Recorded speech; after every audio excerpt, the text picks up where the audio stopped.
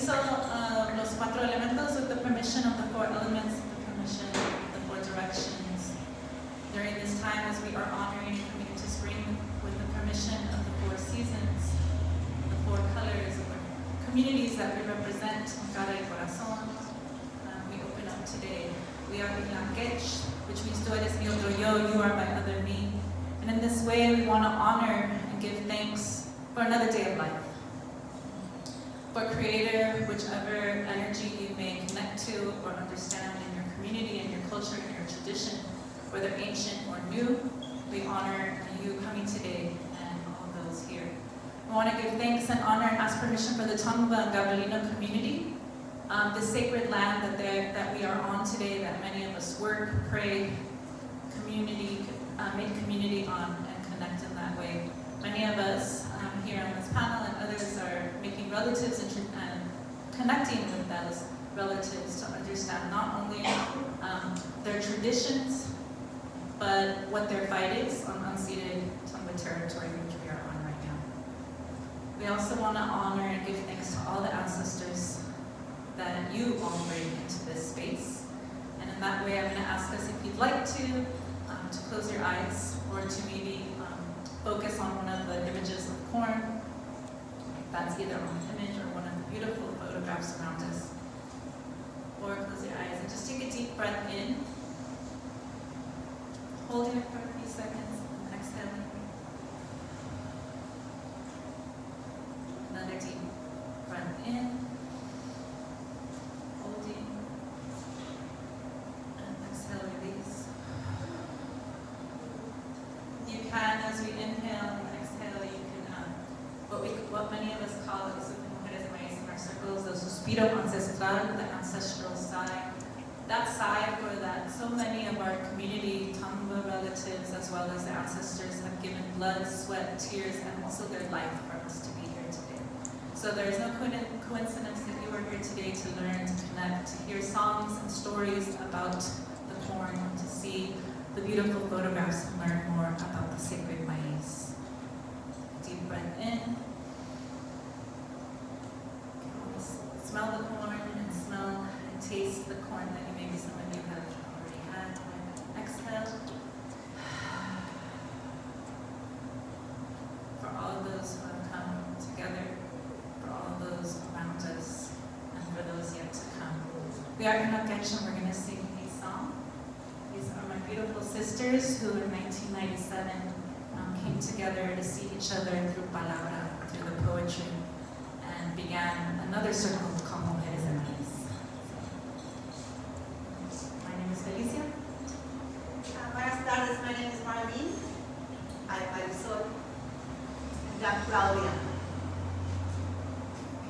We're offering the flor canto, the flower and word, to honor and open up in a good way, to honor the traditions of this land, and to honor the corn and all the sacred elements.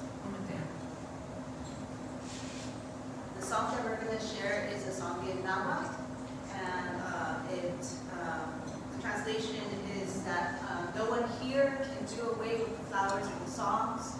They will endure forever in the house of the Creator. So let us sing our songs, let us continue our songs.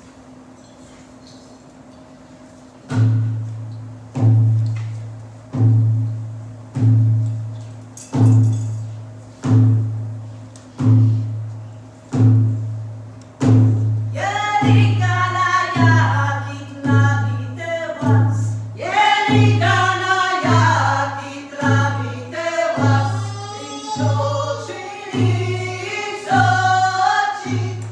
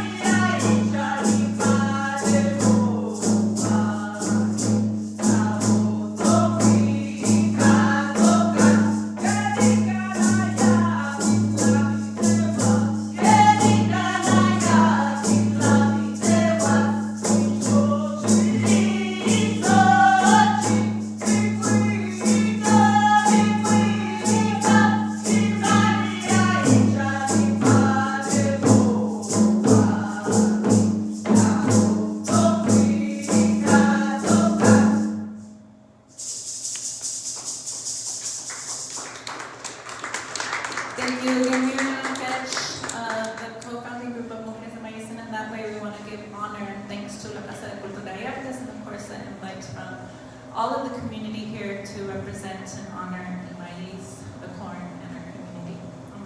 Palabra.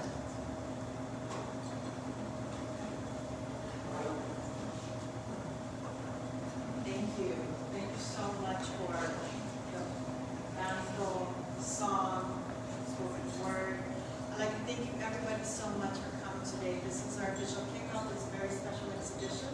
My name is Xicana Indigenous, Director of Public Programs and Culinary Arts. I'd like to welcome you. I'd like to welcome you to this very special exhibition.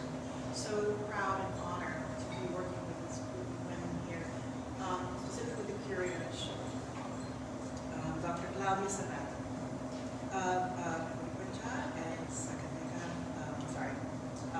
Cultural Heritage Roots is a Chicana culinary anthropologist, chef, educator whose work centers on ancestral taste, memory, and the cultural power of food.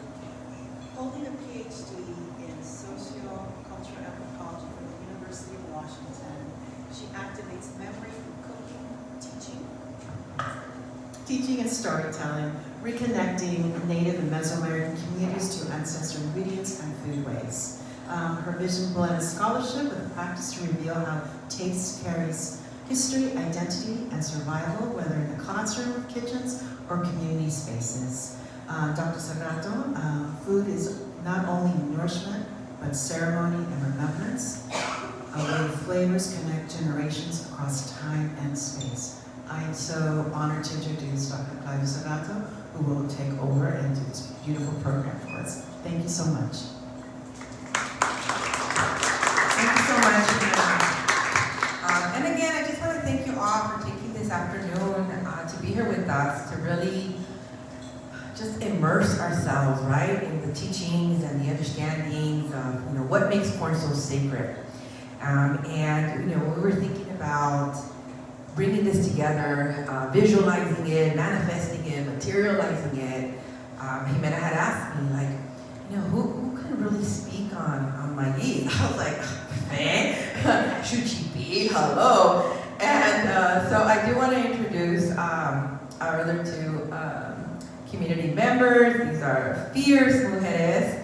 And I do have their bios, and I'm sure you probably were able to read them, but I still think it's still really nice to acknowledge their work. I was sitting here thinking about it, and I was like, I think it's almost 30 years that I've known Fe, which is just like, wow, just being young women here in Los Angeles, we actually, found ourselves in the same sweat lodge, and then from there, we're like, oh, you're from, In Lak Ech, Mujeres de Moyis, and I used to play with a percussion band called Tonali, and so it's just like, and here we are, toda mujer, and it's just fabulous, because, there's one thing that I really honestly appreciate about Fe is that she's always kept it real. Like, if there's anyone that is doing the most, it's Fe. And it's just like, but it's all relevant, it's all important, it's all sacred, it's all medicine. And so with that, I do want to share that Felicia, she's also known in our community as Fe, which is faith. Montes, she has an MA and an MFA. She is a Chicana Indigenous artivist, right? So it's really the blending of art and activism. And, and she is a living, and she does live and work in East Los Angeles, right? So this is not, the community that we have here. These are not just people that are, driving down from the north, right? Or driving up from the south. Like, we are local, we are rooted, we are grounded. This is our community. And a little bit more on Fe. She is a holistic artivist, like I just shared. She's a femc, right? So we gotta reclaim the MC to like the femc, porque somos mujeres. A designer, a poet, a practitioner of the healing arts. And she's also an assistant professor of Latinx art and social practice at Cal State Long Beach. She is the co-founder and director of artivist organizations and projects, Mujeres de Maíz, In Lak Ech, Plática del Barrio, and El Mercado. And you have to check that out. I highly suggest you do. They have the cutest clothing. Real cute. My daughter's like, oh, especially the vegan attire, ooh. And Fe is known throughout the United States as an established cultural worker with over 3 decades experience experience in our community and ancestral traditions. And so welcome, Fed. Thank you for being here. I also want to introduce Shuchipil, and honestly, like, I am such an admirer. You know how we talk about, like, oh, fangirl? Like, I am such a fangirl. Like, kid you not. Like, I'm just so mesmerized and just so taken back with, like, the ancestral knowledge she not just embodies, but shares with our communities. I have never, like, just speaking about it, imagining her and visualizing her. She runs, you know, healing spaces. I want to say you facilitate. You know, with mamas and children and just community members that want to reconnect, and reconnecting by really working with one of our elders, the volcanic rock. And I want to say she is, in my eyes, I don't know if she agrees, but she is a master of the metate. I mean, we facilitated a retreat a year ago or 2 years ago now, right?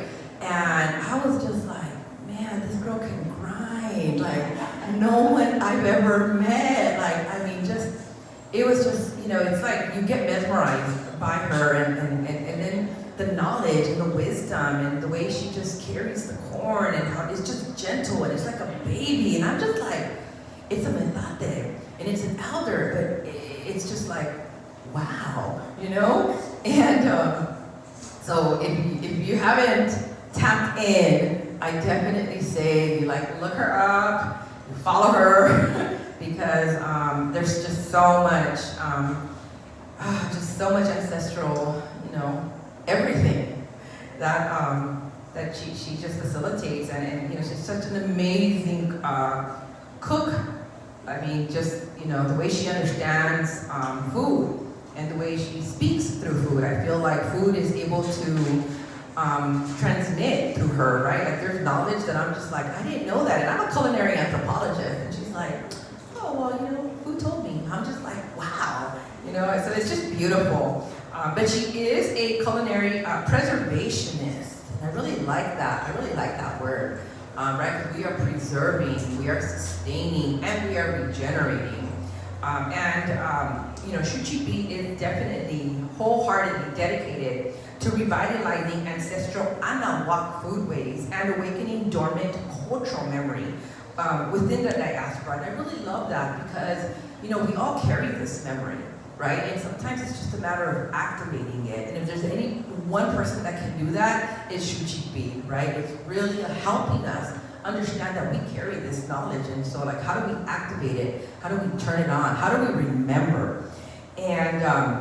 And so specifically, her work focuses on decolonizing our relationship with food by reclaiming the kitchen as a primary site of ritual and harmony with the land.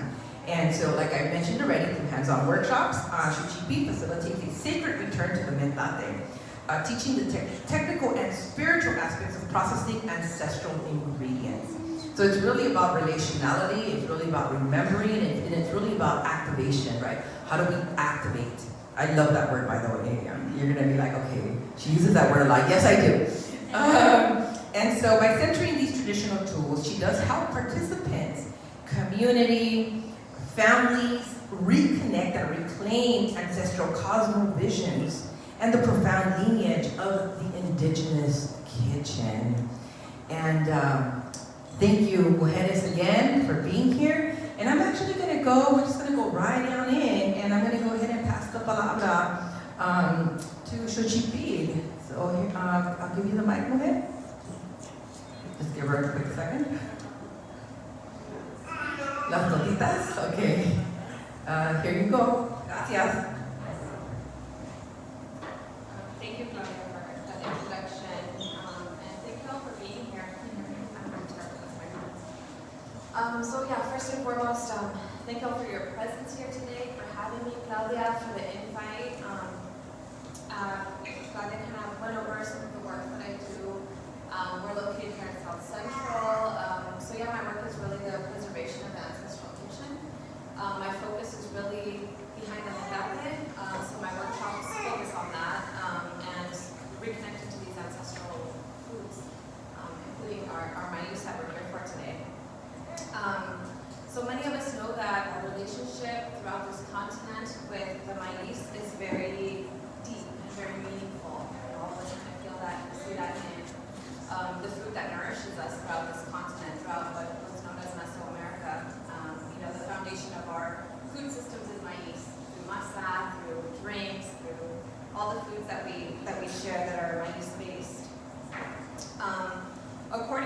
what's left of our texts, our writings, even oral tradition, this relationship between us and maíz has been developing for millennia.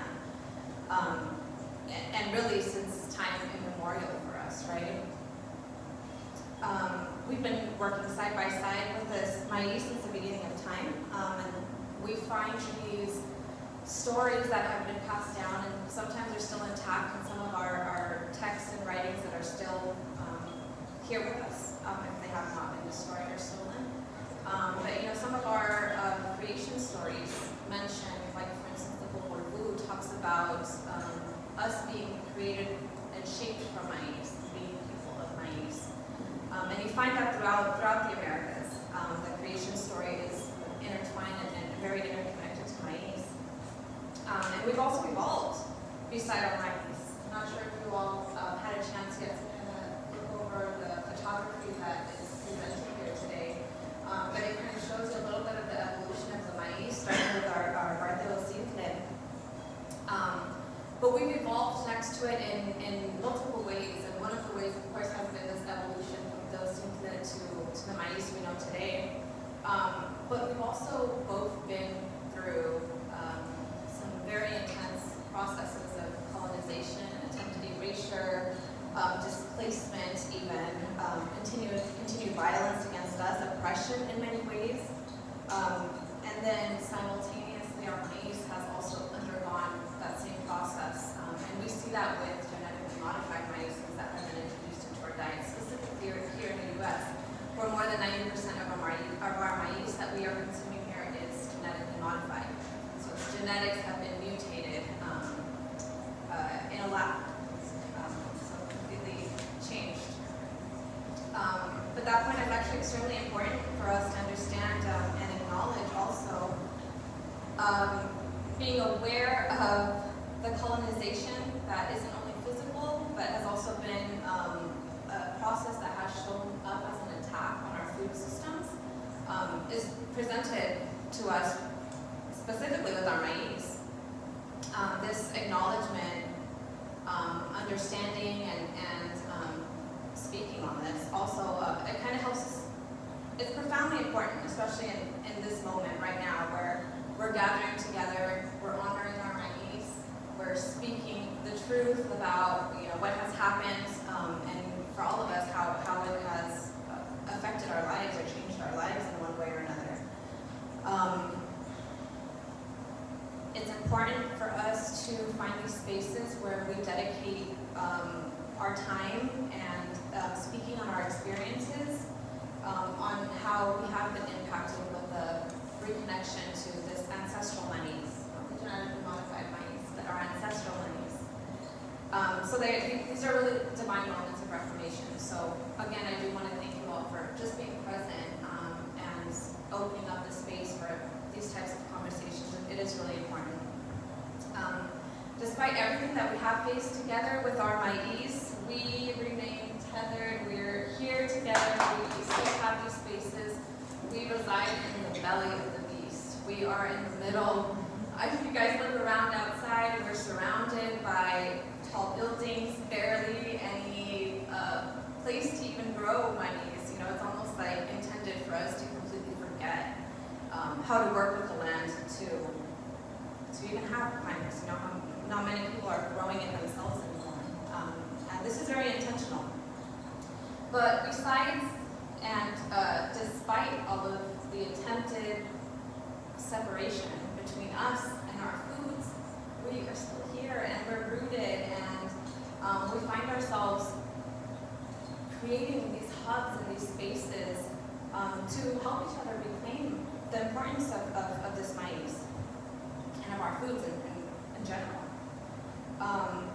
Besides also, dealing with these negative effects of oppression through colonization, our ancestors also had a direct hand in the evolution of maíz from, as we had mentioned earlier, from teosimpi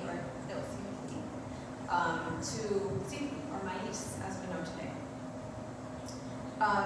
This evolution is really beautiful to understand from a different perspective, because it's not just a physical evolution of the mighties of this drain itself, but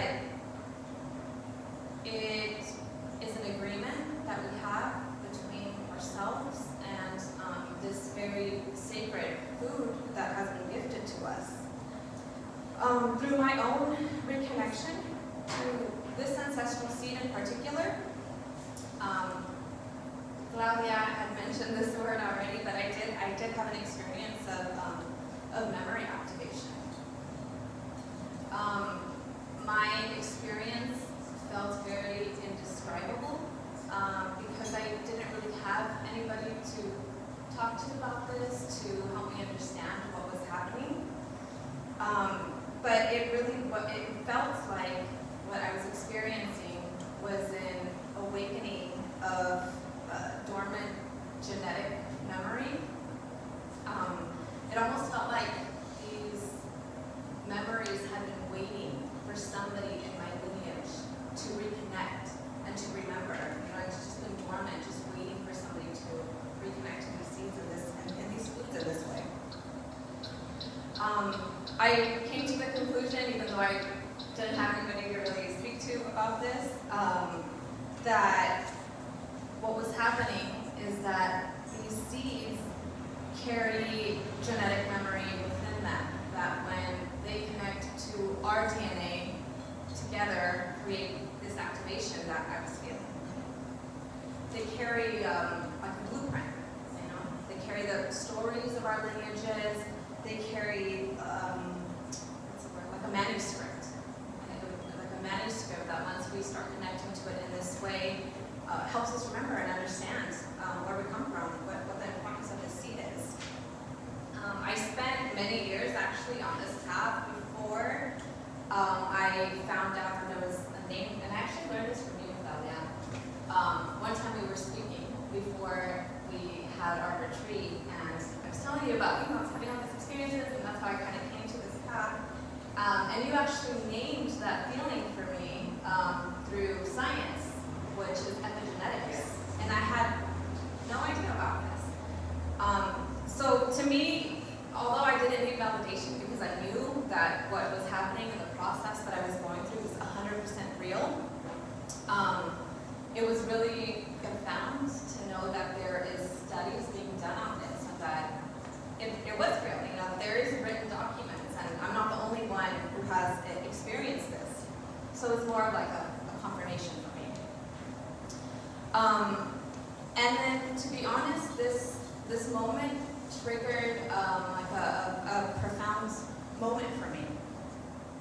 Because as somebody from the diaspora, most of us that are considered diaspora, we don't really have like a physical elder that we can go to and ask for guidance and ask for understanding, especially those of us whose families were displaced through violence. My family is from Central America, from El Salvador, so our displacement through wars, very violent wars, it didn't allow us any time to, we were living in a state of, what's the word, like survival mode, right? We don't really have time to seek anything else. So it was really profound for me because it helped me understand that even if we don't have a living physical elder, a human elder that we can go to and ask for this guidance, these seeds remember, and we have a very deep and profound connection to them in this way that if we simply consume them, if we simply reintroduce them into our diet, that process happens on its own. Then there's this, there's many things about maize that has really fascinated me along my journey. But one of the things that is really intriguing and really fascinating to me is the relationship between maize and our understanding of time. And cycles, time and cycles. So maize obviously has sustained us physically, nourished us, since I had mentioned the beginning of time, as our stories tell us. But it's also intrinsically connected connected to our study and understanding of time and movement. One of the first things that I learned that made this connection for me, that is outside of this wisdom that this seed carries, but even deeper connected to our understanding of time, is that it mirrors the growth cycle of maize mirrors the human gestational period. A 260-day period from the maize being planted to when it becomes a storable dry grain is the same amount of time it takes for a child in utero to develop. Then there's, so 260-day cycle is, was the observation of our ancestors for the majority of maize that's grown in the highlands. But there's other varieties whose life cycle is a little bit shorter. That time is 105 days. And then you start questioning things. 105, 260, how does that? Then you add the two together and it actually makes a completion of 365 days. So together, their life cycles together is a full solar cycle.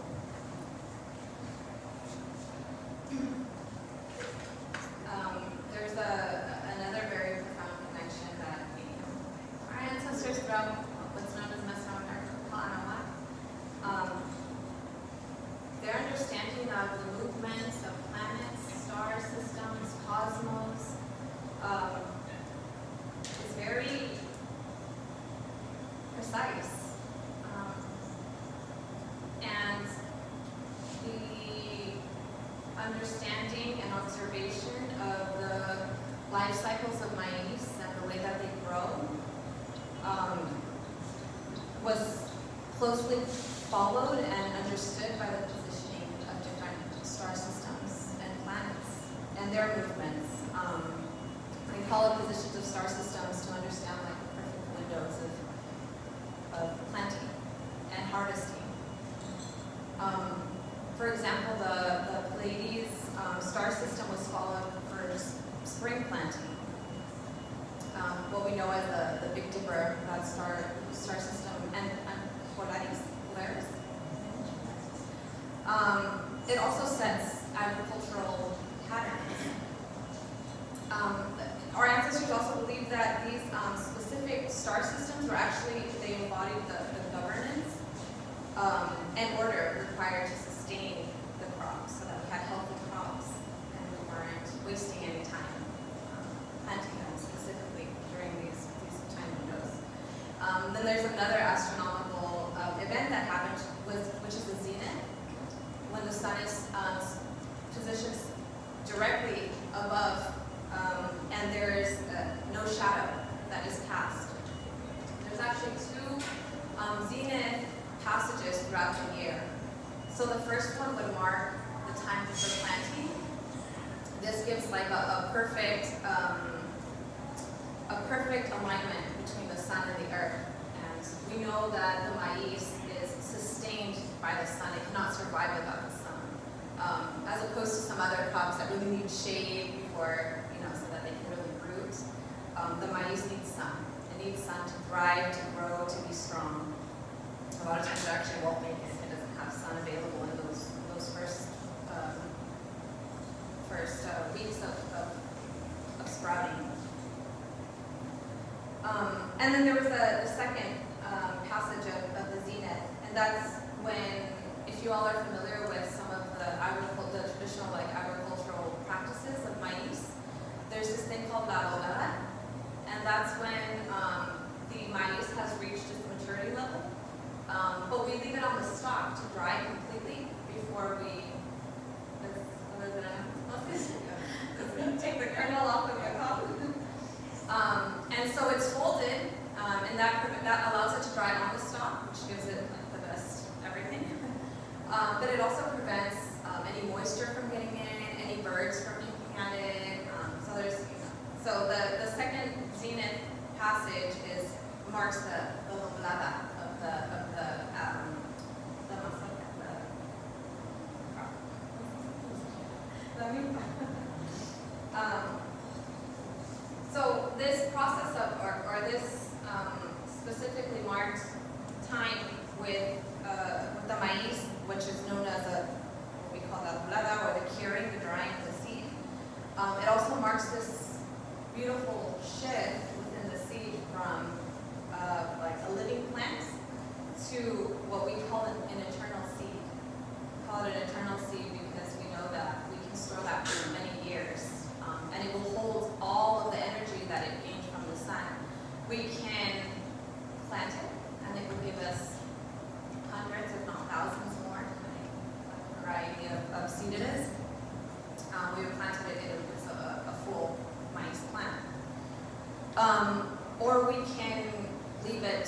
stored for years, and we can reactivate all of its energy through this process that we call nixtamal or nixtamal. That in itself is also a very, very profound, a very wisdom-filled process. And it's a chemistry that is also something that has been passed down to us. It's a generational, I don't know what the word is, it's a generational, like, a treasure. It's a generational treasure that has been passed down to us. And so this could be a whole other topic, the process of nixtamal. So that's what the second zenith marks. And then we also have our sacred calendars. Or the Tonal Mawali, if you're familiar with what's known today as the Aztec calendar, one of them. This is a 260-day calendar, which is what the Mayas kind of mirrors also side by side with the mirroring of the gestational period of a human. So that the way that this specific calendar works is that it moves in 13 cycles of 20 days. And each day carries a specific energy that kind of tells us things that we should or shouldn't do. And it correlates to, specifically, it also correlates to different stages of the life cycle of maize. And simultaneously, it also represents the development of our consciousness. So, for example, for each veintena, or each 20-day cycle begins with Sipa, or Sipactli in Nahuatl of Mexico. For us as humans, Sipak represents the primordial stage of our consciousness, of our soul's development. And then for maize, Sipak would represent its primordial stage. That's when the kernel enters the darkness of the womb of the earth. That's when it's first planted. One of the closer to middle stages is one of those day counts lands us on For humans, this represents the stage of consciousness where we experience death of the ego self. And the purpose of this stage is really to help us recognize and understand some things need to end in order for new beginnings to take place. For the maize, this is the moment in its cycle for transformation where the old seed that was planted dies and gives life to a new plant. And these stages continue for both our consciousness as well as the stage of maize. But I find it really profound how intricately connected it is to our understanding of time and to our calendars, our sacred calendars. There's oral tradition and some evidence, written evidence also, that has been left behind that our maize was observed and cultivated before the calendar that we know today was formalized. So our observation of maize is directly intertwined with the sacred calendar that we follow today, if we're still connected to that understanding or learning about it. So for me, that in itself really tells us the importance of maize, and really that this is really an innate responsibility for us to really hold this wisdom and continue nourishing, passing this down to our future generations, for the next 7 generations. It's our responsibility as descendants of great philosophers, of astronomers, masters of agriculture, to really move forward and to take this inheritance as a sacred responsibility, to take this seriously. So the next 7 generations can also have access to this information that is within these seeds. Maize specifically is something that we're talking about, but really all of our seeds, all of our ancestral foods. There's some cultures who hand down, inheritances of wealth, of money. For us, our inheritance comes from our seeds. Our inheritance comes from our seeds, it comes from our kitchens, it comes from our methods. And this is also something that hasn't been able to be destroyed. We've been able to hold on tight to this. So we're going to continue. If you guys don't already grow your own maize, I highly recommend finding somebody. There's a lot of like seed exchanges where you can find maize criollo, native maize. Plant some. I know all of us don't have access to large plots of land, but we don't necessarily need that. If you have a porch, just get yourself a pot. Put 3 little seeds of maize down, and even if it gives you 4 mazorcas, you continue saving your seeds. You watch the process. You create that relationship with your maize. You understand its life cycle, you grow next to it. That's the best way for us to learn and then continue these relationships. So, thank you again for having me.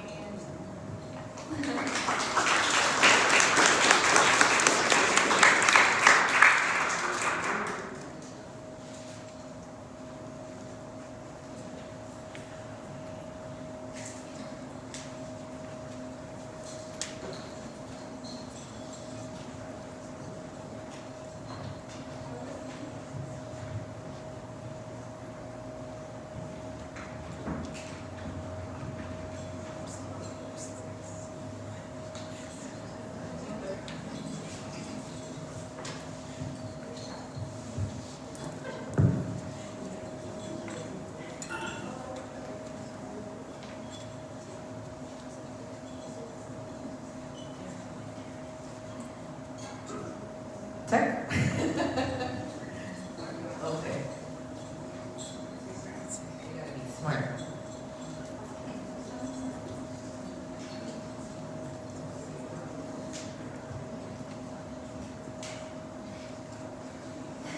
Hi everyone, good afternoon. Good afternoon.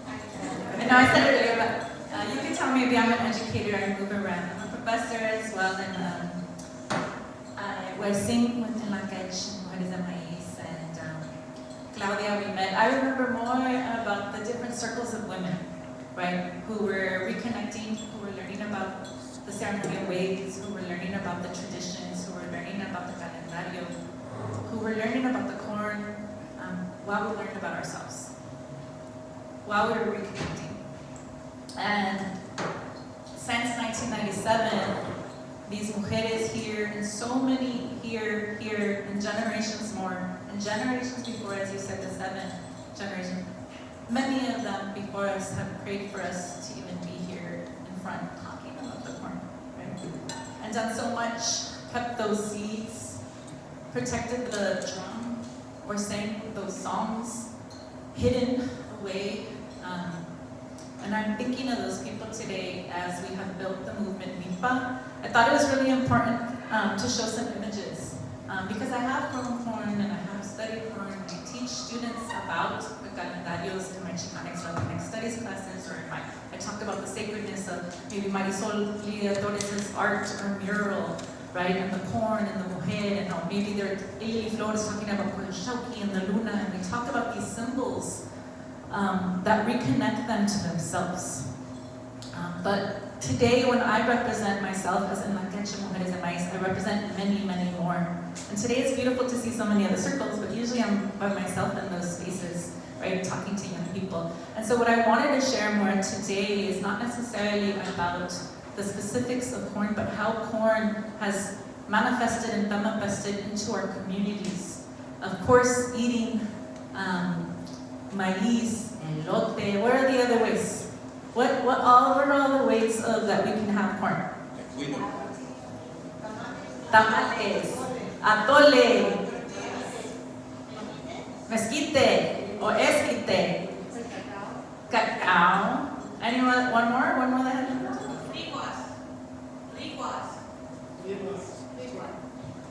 muy nice. Thank you. So a lot of us, right, we have that ancestral memory or that in our taste buds, but we also have it in our physical movements. And when I came today, I just came back from a ceremony and I decided to not change into the clothes that I was going to change because I was like, wait, I already have my traje, my ceremonial connection today. I just got back and it's still going on, Mexica New Year, honoring the spring, honoring the ceremonial and the ventenas that you're speaking of, where people are dancing and singing and moving and drumming.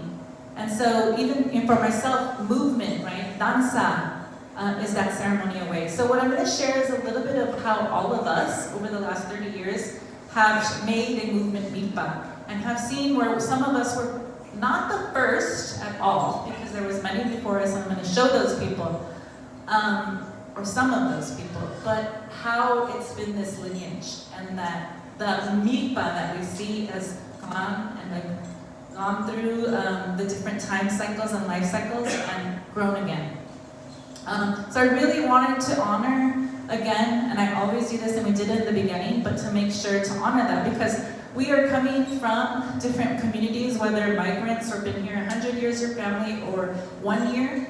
We have the ancestral traditions, and there is the corn across other traditions, not only what is seen Mesoamerica, Nahuatl, but from the Dene community, also known as Navajo, right? All of these different traditions of the corn across the Southwest and across the world, really.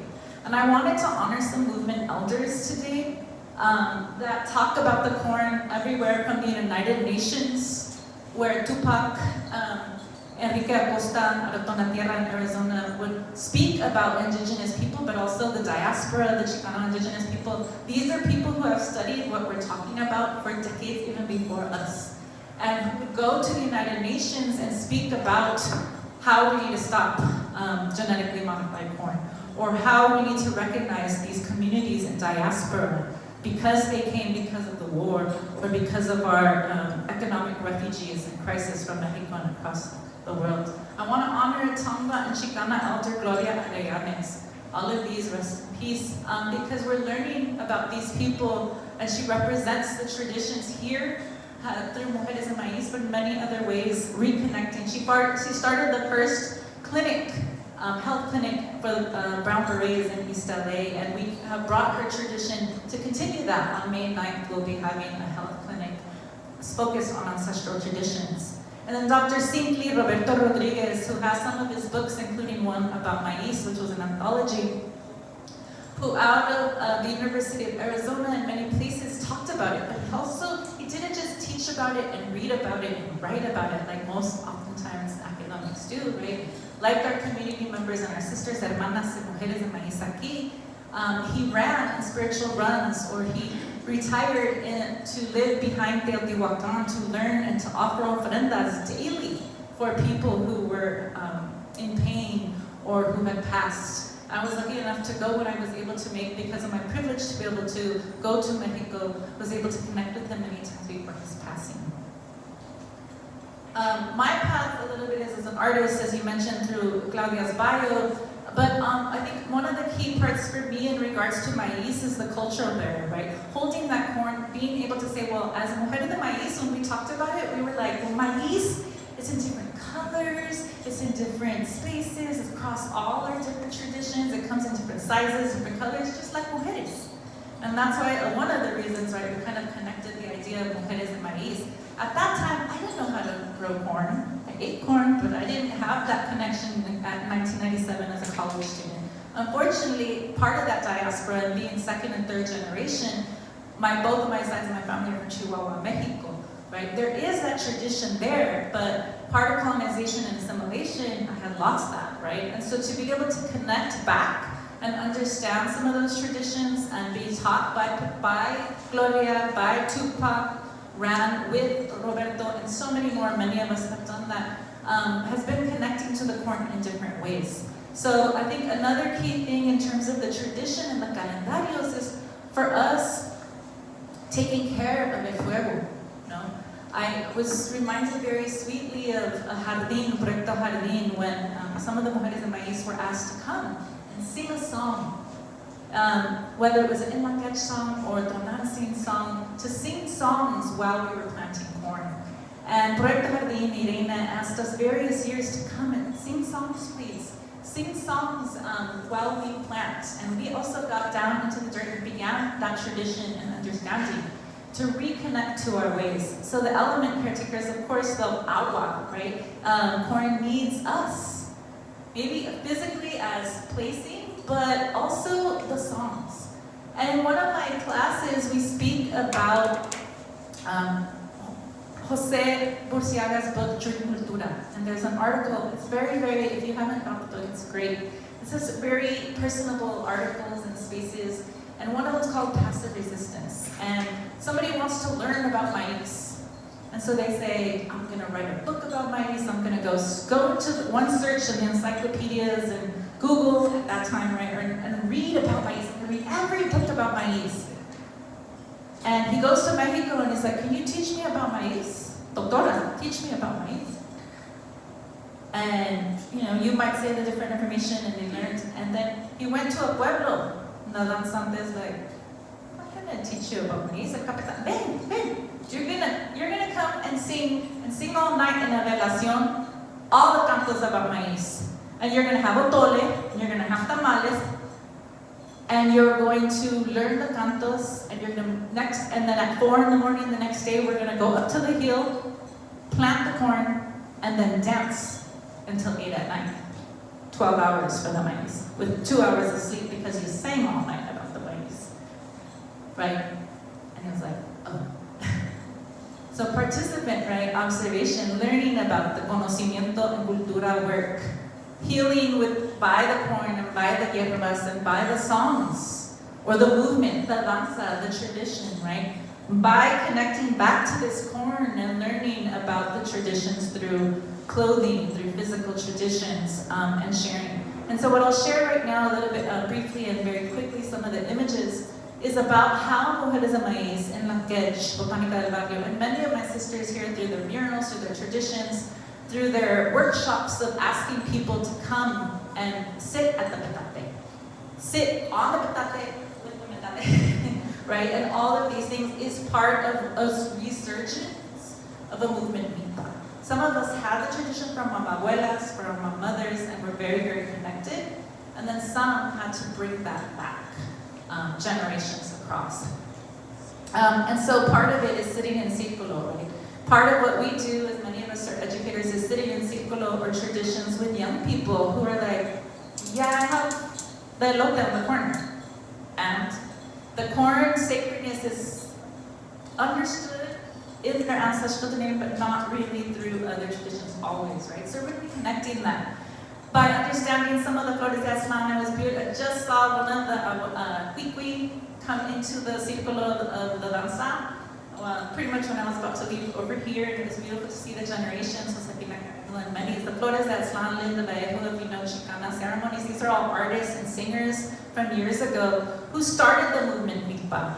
Our elder, Abuela Xochimilco Portilla, who will speak to the different ceremonies and connections and speak to us. And lucky enough, some of us, right, if we don't have the mother and abuela elder, we have a lot of elders who will tell us exactly how it is and exactly how it isn't. And we'll be very strict about the ways that are traditions. And so one of the things that we're looking at in our community is how we've called for those elders, for those maíz elders, for those mujeres elders that are part of a movement Mipa. In the year 2000, I ran the Peace and Dignity Run, which was from 4 days before my ombligo was placed into the earth by my mom and family in El Paso, Texas. 4 days before is Las Cruces, New Mexico. And I ran to Teotihuacan, every day seeing corn or eating corn by the communities who were there, and being fed and being sung and singing songs, and all through that, connecting with more maestras who would talk about the traditions and the maize. So in this piece, I think a lot, I think for our community, it's a lot of text, but some of the information that I'm thinking about is the Zapatistas. Our group in 1997 went to the Zapatistas and worked with some of the communities there through art and activism. And what we learned and what they said the most was, yeah, thanks for being here, for being in solidarity, but go do the work in your community. And so I think our movement, NIPA, and the generations that we see of healing justice, of the ceremonial teachings, of the teachings that we hold close, that we maybe don't post on social media, but that we're doing every single day, is something so sacred and so important for us, that the path of the Mujer Maíz, whether it's officially through our organization or just that you understand the path of a maíz and as a mujer, connecting back to your maíz connects to that I change myself, I change the world. And so some of these traditions are really just our communities, the mujeres that you see her earlier singing. It is protest, it is prayer, it is performance, but it's our stories and our códices. And in fact, In Lak Ech in 2007 put out our own códice and codex of songs and poems over the areas and communities. So some of the artivist ofrendas, this was at La Plaza last year, part of the Conexiones exhibit. Lily Flor made this beautiful installation of corn husk, wings of sorts, and also had the sacred corn and the visual. And so that was part of who we represented as part of the exhibit. Margaret Alarcón, this is a beautiful story, and it has a lot of beautiful connections and stories that people didn't know about Mujeres de Maíz, but they had the postcard for years, and then they met us and connected. But this is a piece that for many has had these really magical and medicinal experiences. So part of what I'm sharing, right, is really how it's manifested and manifested in so many different ways through art, through our workshops and programming, and how we feel that that has helped to be a part of the resurgence, of course, from our elders before, and that now we see it in a mass way, right? We see so many at these ceremonies and so many workshops and traditions being offered to people so that they can reconnect. And it's a really beautiful thing because that's only what our ancestors prayed for, what our abuelas prayed for, and what we were hoping for, pushing and, you know, getting a lot of flack when we first started doing a lot of these things, where now it's just common. It's very, very common to do it.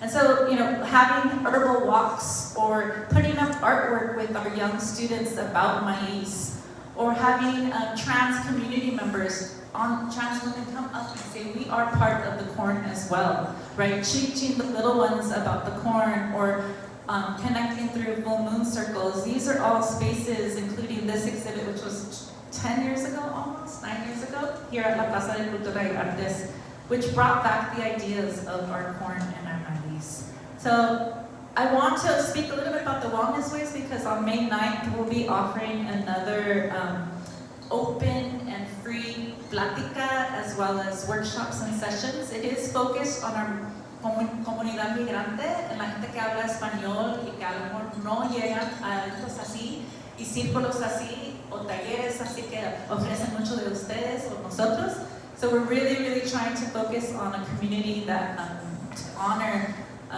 muchas mujeres migrantes en comunidades, migrant communities that maybe don't have connection to places such as many of the places and workshops we've been, including some of our holistic programs. So even these, now many of our programs are in Espanol only, including talking circles. I know Marlene has been here many times to share about the maíz as well. And so, you know, this is like 10 years ago where we actually saw a picture, I think 2017, where you both shared, I think, for the first time here at La Plaza. And I was like, wow, you know, like the opening up of the pathways, the seed that was planted in the MIPA, that all the different amazing things that are happening here. So it's really beautiful to see a lot of our communities are continuing to do this. We invite everybody to be a part of it because we are writing, painting, drawing, and dancing El Maíz, the stories, the oral history and her story of whether it's Popol or other community members, because some of us come from traditions and cultures across Anahuac, we are reconnecting to those ways and understanding.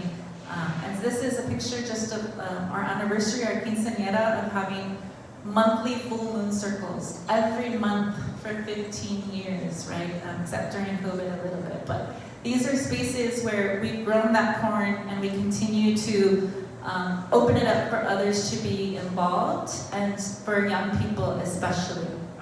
So I encourage you all to learn a little bit about each and every one of the mujeres here who are also representing, and our compañeros and compañeras who are doing right directing, who are teaching every day in LAUSD. And I was writing an article for a journal about the Zapatistas, and a lot of people will say, well, you have to have a poster that says that you're a Zapatista, or a shirt or something, right? And I was saying, my friends each day, they teach fourth grade, and they're speaking about Zapatismo, or they're making circles, and they're having consensus, and they're singing cantos about Earth Mother. And that is being a mujer de maíz, or being zapatismo, and bringing it to the different ways. So these circles and spaces continue that movement, MIPA.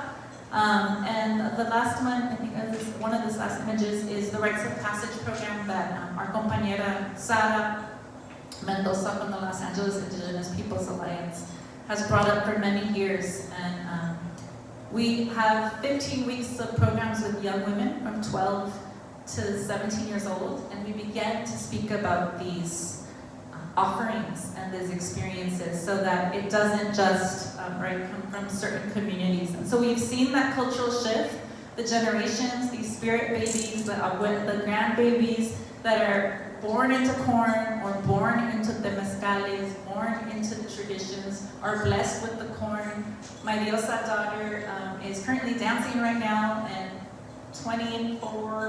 5 years ago, I blessed her and baptized her in a danza ceremony with corn, right? It was, she is not baptized, nor am I, in a Catholic tradition in these other ways. So there has been cultural shifts that we see because of the work that each and every one, a lot of you here, the artists and community members, the cooks, the cocinas, the doctoras, the professors, especially right here, and some of those.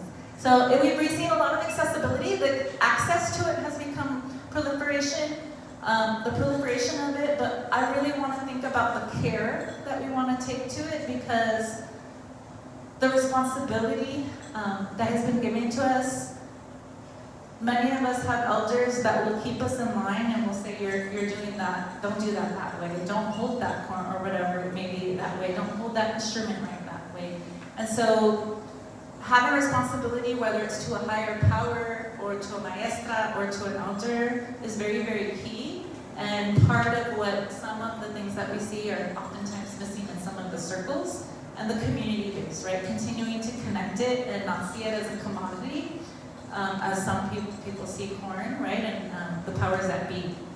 I have our book here as an example that tells a lot of stories about the maize. And again, it was important for us to not just say one person's story, my story, but it has about 40 different contributors, including Claudia's poem, ¿verdad? A poem that you can... Tortilla Warrior. Tortilla. Yeah, Tortilla Warrior. So a poem that she wrote years ago called Tortilla Warrior, that was in one of our zines, art from some of the mujeres, stories about how they connected, and as well as academic essays about a lot of our work in the space. So I put some of our social media information, again, because I'm representing so many more, it was important for me to kind of show visuals and not just speak to my own story, but to the story of our movement, MIPA, of our Mujeres del Maíz. And back in the day, we used to be like, Mujeres del Maíz? What is it? Mujer de corn, de calabaza? And I'm like, sí, de todo. De frijol, calabaza, the three sisters. And I want to kind of give a little shout out to Andrea and Yo Soy Tierra, who's part of our Mujeres del Maíz exhibit, and the three sisters painting she did, that is the cover of our of the invitation. I should have put it on here, but if you go to our Instagram, you'll see it right there, where we have an exhibit up right now until the end of the month, all about spiritual artivism and that movement made by through maíz. So, muchas gracias. Again, I am Fe with Mujeres de Maíz.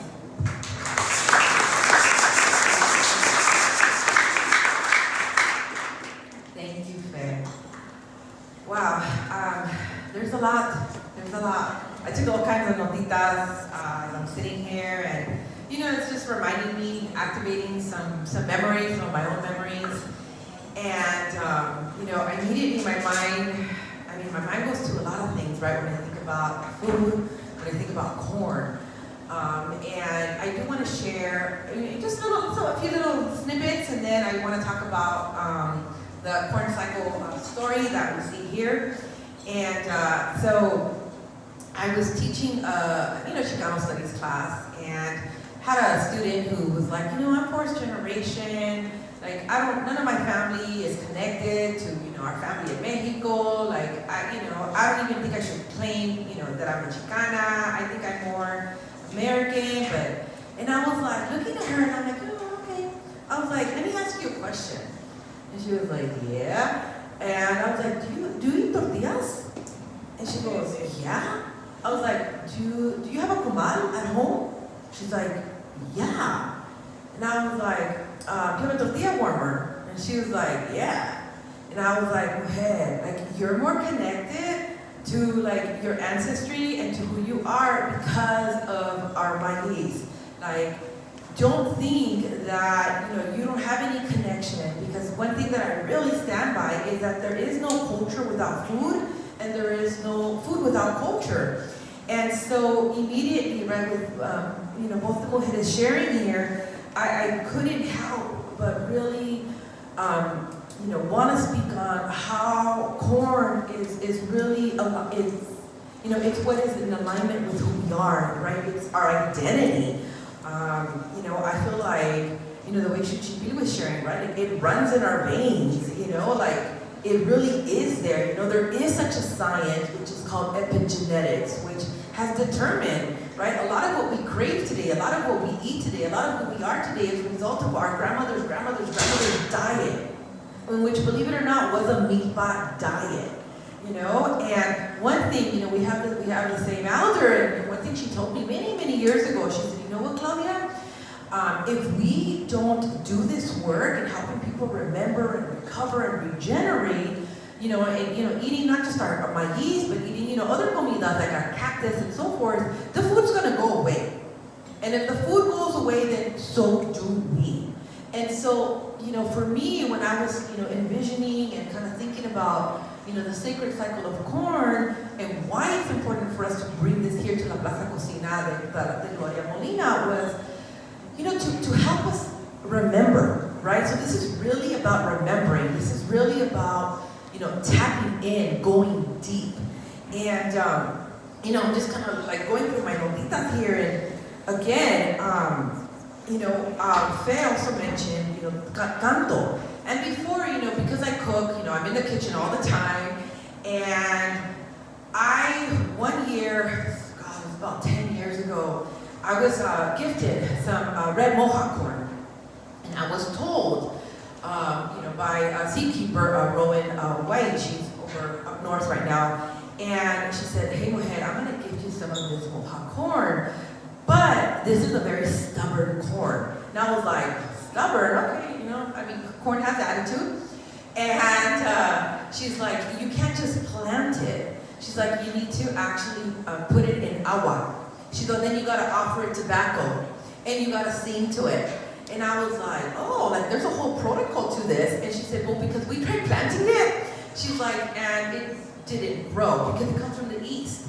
And this is new land, this is California. It doesn't know this land. And so we have to be able to facilitate that relationship from corn to the land, right? So I think that's also another really important element to remember is that, sometimes our corn, it wants to be treated like VIP, It's like, okay, where are you introducing me from? And I'm from Oaxaca, and it's like, you want to plant me where? In a islos, bucket of land, okay? And so I think that's also very, very important is to also understand that the corn itself, as a seed, as a semilla, also has a teaching. It also has protocol. And so it is important, right, when we are gifted and we attend these, seed exchanges, is to also know and ask, right, where does this corn come from? And what is the protocols that arrive with this corn?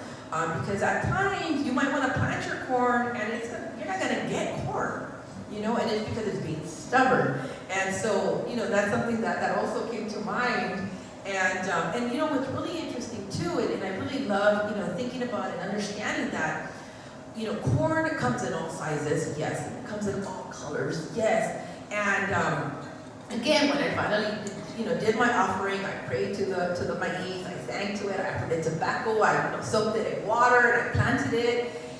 And I just couldn't believe my eyes, because in one stalk, it gave me red corn, as it should, because it was red Mohawk corn, but it also gave me yellow corn. And I was like, wait, how's that possible? And again, those teachings arrive, right? Corn comes in all colors. And that's something that too, our Tia Shuchipil had shared to me, because I have a daughter who is, she's a white passing Xicana hardcore, and when she was a young semilla, I used to, she'd be like, I don't understand, how come I don't look like him? But you do, we're just, different color. And Tia told me to tell her, mija, if anybody ever asks or questions your identity, remind them, corn comes in all colors.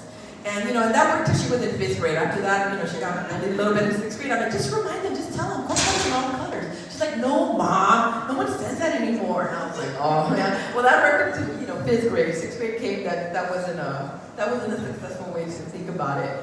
But between Shuchipil and Faye, right, there was a lot shared. And I feel like all of what they shared, I felt so good. I felt like affirmed, really, because that's what brought the vision of the sacred cycle of corn here.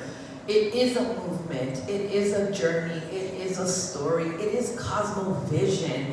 I mean, spring is when we plant, right? Summer, that deep sun energy, like we're consuming that. Like, man, talk about becoming empowered, like we're really powering up with the sun. And then we have our harvest, right, which is in the fall. And then winter, right, is when we store, is when we seed, when we go dormant. And so when I was envisioning, like, what story, how do we tell this new story, a new perspective of corn? Because, it's easy to just, corn is corn, you eat it, you plant it, but I'm like, there's something deeper. And so I felt, that it was important to help us understand that, we are corn, right?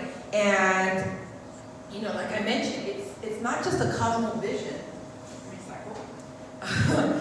It carries memory, right? And it also is really relevant to who we are as indigenous peoples, right, of Los Americas. And before I go on talking about the sacred cycle of corn, I couldn't help but, reimagine La Placita, right down the street. And, most of those folks came from Sonora. And, aside from having a pretty, I want to say, very similar diet to the original, folks of this land, right, the Tonga people, a lot of pescado was eaten. But I could just imagine the amount of cornfields that were around here. And so I was just like sitting here and I was like, man, I'm sure there was corn everywhere, and then it makes sense, because I'm like, because I still see corn stalks, I still see corn out of nowhere, sometimes on the edge of the freeway. And I was like, how did you get there? Who replanted you? Who remembered, right? Who's still helping you, make those connections? Because out of nowhere, you'll just see the corn. And so, yeah, that's something that came to mind. But in why we're here and what it is that we have displayed around us, it's a message, it's a story. And that story has a lot to do with relationality, how we are related, right? Because we are. We were just taught, right, that connection within, our Otero life and the corn life. It's in sync, right? There's synchronicity there. And so corn has the ability to connect us to land. It also connects us to our kitchens, right? And this is why our kitchens are so sacred, right? They're just incredible spaces where we can, enact and bring to life. And, thinking about the nixtamal, just that alone, right? This is why, when the Europeans took my yeast, they all got sick because they didn't know, right, that you have to activate the corn. You have to wake it up. It's dormant. And that's why, unfortunately, they really viewed corn as inferior. And so if our food is inferior, so are the people, right? And this is why they really pushed wheat. They thought it was the most, it's a superior grain in comparison to our maize. But our maize was like, no, right? I'm sorry, that's not gonna happen. As much as you want me to go away, I'm not, right? Corn is resilient, just like us. We are here, right? This is a testimonial. It's not just a panel, right? And I think that's something powerful. Testimony is about survivance. It's political, absolutely, but it's a continuance, right? Continuity. This is what it looks like, and so, in thinking about the sacred cycle of corn as a journey, it's also one that embodies ancestral knowledge. And so with that, I want to go ahead and I don't want to give it away because I want you all to walk around and read it all. But I do want to say that, I did start off with our ancestor, right, the Xicana. And you'll see that here as you go, right, it kind of narrates itself and it goes around the corner there. But just to give you perspective, right, ancestor Xicana, it does represent deep time. So just like Shuchipil shared with us, right, this is about time. This is about movimiento. Corn does emerge from a strong lineage of story, of sustenance, and ultimately ecological knowledge. And I think, that there's so much talk about ecology and ecological knowledge, but again, what does that look like? What does it taste like? What does it smell like? There's these other elements that we really have to think about to immerse ourselves, right? Because it's not just enough to textbook knowledge. I'm so grateful that I was raised in East LA. My family moved to the SGV when I was a teenager. I grew up in kind of in the barrio out in La Fuente. Learned a lot about survival real quick. If you don't know anything about the SGV, and but ultimately, I think, when I think about corn and I think about my own ancestry and I think about that connection, and it makes me emotional. It really does. One of the teachings that I received from Chef Nephi Craig, who's White Mountain Apache, and just like you were sharing, Shuchipil, is that, we see the seed and we think, oh, it's just dormant, and he refers to it as an ancestral microchip. He said, we insert it, right? And it's kind of like, it has downloaded information. He was trying to really help me understand this. He's like, and we plant it, and then it grows, right? It breaks through. It goes through, it has origin, it has dormancy, but then he likes to refer to this as sacred waiting, right? But it's enacted, we cultivate it, we pray to it, we water it, it grows, which brings me to the third panel, which is the first breath. And this is when the corn has first contact with light. And again, this is when it's taken in that strong sun energy, right? We are like being transformed. It is a type of emergence. And so, once we get to that place, right, like our fourth panel, it's really about growth and strength. So when we pay attention to my yeast, it took a lot for it to be here. One, because it cannot survive without humans, and it's extending itself, right? It's tasseling, it's pollinating, and within indigenous like feminist thought and the knowledge that comes around that, and I follow some amazing like elder mujeres, and they talk about indigenous erotica, and I'm always like, ooh, anything erotic is like, what? But how it has the ability, right, to like reproduce and like pollinate itself. Like, who can do that? I'm like just taken back by that potential, that intimacy, right? It knows how to be intimate in very like intimate ways where it can self, it just makes itself happen, right? It continues to give. It is a giver. And what I really love about this particular place when it's tasseling and pollinating is that it's really about balance between earth and sky. And so this is where relational existence begins to happen. So this will be the 1, 2, 3, 4, 5th panel. As for the 5th, right, this is the full harvest, this is the abundance, this is the ofrenda, and this is when corn is now ready to nourish us. This is when we eat corn. This is when we replenish. This is when we activate. This is when we remember. And whether you're going to eat it as esquites or tlacoyos or, however, right? Some of us like to make atole. I'm big on atole. I'm like, oh, like atole for days. I'll drink atole in summer. I'm all about it. But it's really about community sustenance, right? How do we sustain our communities? Our corn is here to do that for us. And it's somewhat interesting because it's during the summer, because it wants to transmit that sun energy. It wants us to embody it and feel the life. Of course, after we fully harvest it, we eat it, we consume it, some corn is left on the stalk. And that really represents the differences within our unity. And I really admire corn for that, because I feel it's just so aligned with the human experience, even outside of our literal life experiences. It really is a moment of exposure and vulnerability.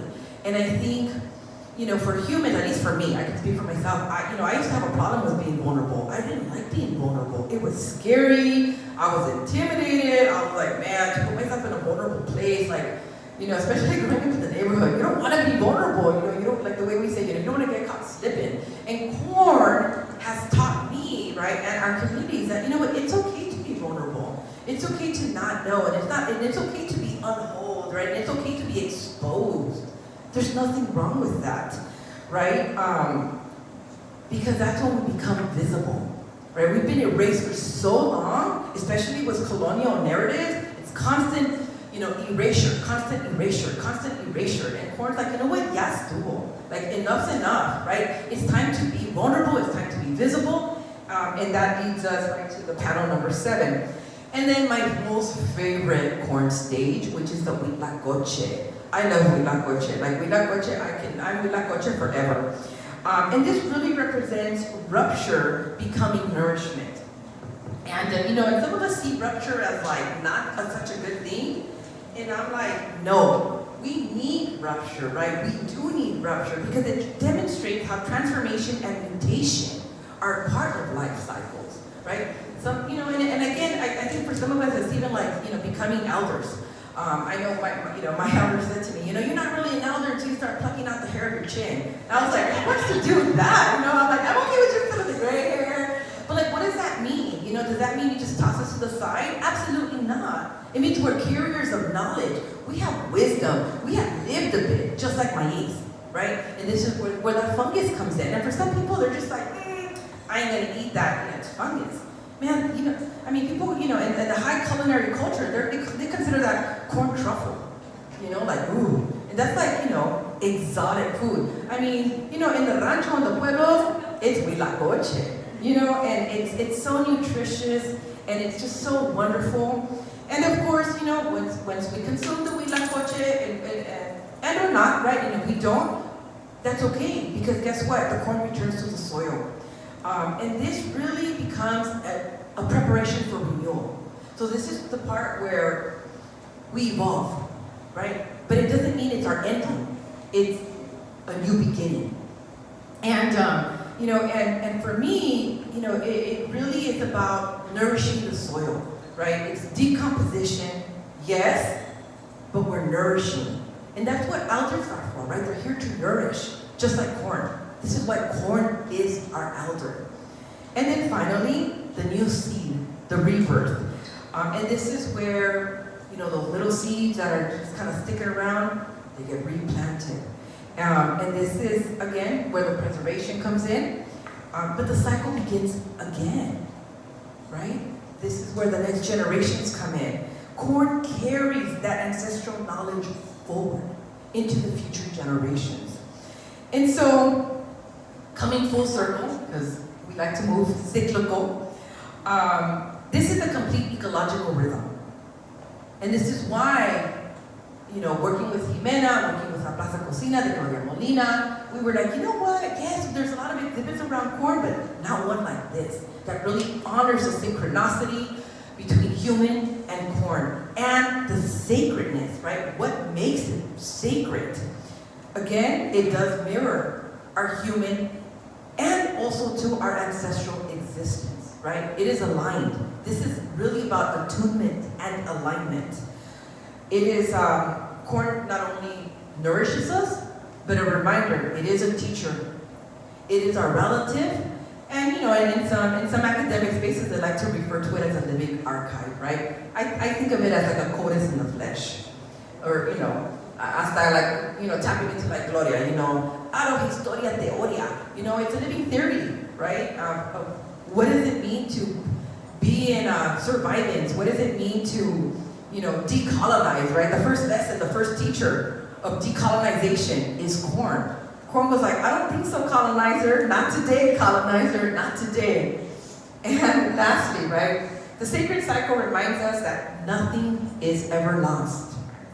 Life returns, remembers, and it begins again.